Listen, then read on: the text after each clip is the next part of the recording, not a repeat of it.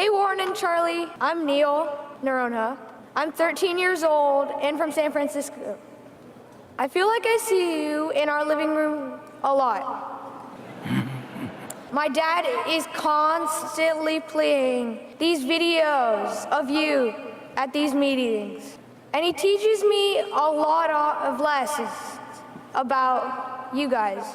But many of them require the delayed gratification skill.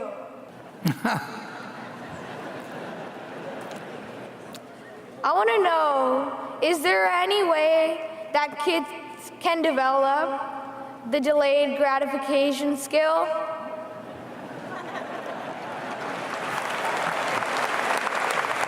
I'll take it if you want me to. Oh man, I'm shivering. I'll take that because I'm a specialist in delayed gratification. I've had a lot of time to delay it. And my answer is that they sort of come out of the womb with the delayed gratification thing, or they come out of the womb where they have to have everything right now. And I've never been able to change them at all. So we identify it, we don't train it in.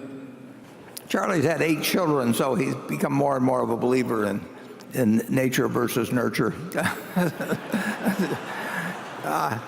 You'll probably find some nice old woman of about 95 out there in threadbare clothing, and she's delaying gratification right to the end and probably has 4,000 A shares. It's just these second and third generation types that are buying all the jewelry.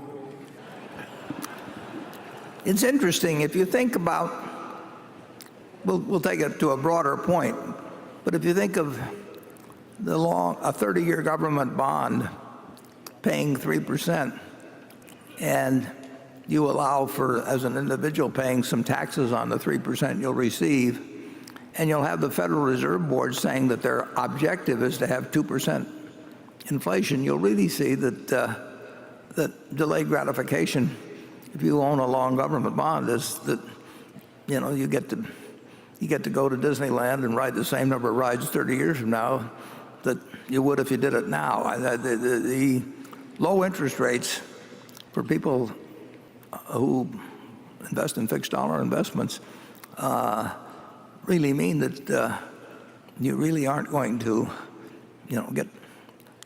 eat steak later on if you eat hamburgers now, which is what I used to preach to my wife and children and anybody else that would listen many years ago.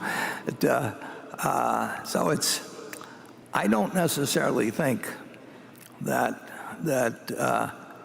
for all families in all circumstances that saving money is necessarily the best thing to do in life. I mean, if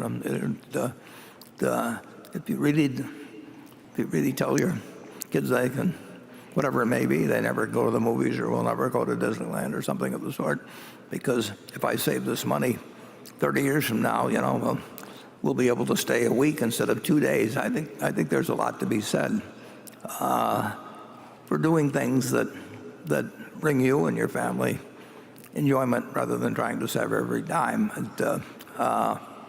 So I advise delayed gratification is not necessarily an unqualified course of action under all circumstances. I always believed in spending 2 or 3 cents out of every dollar I earned, saving the rest. But I've always had everything I wanted. I mean, one thing you should understand,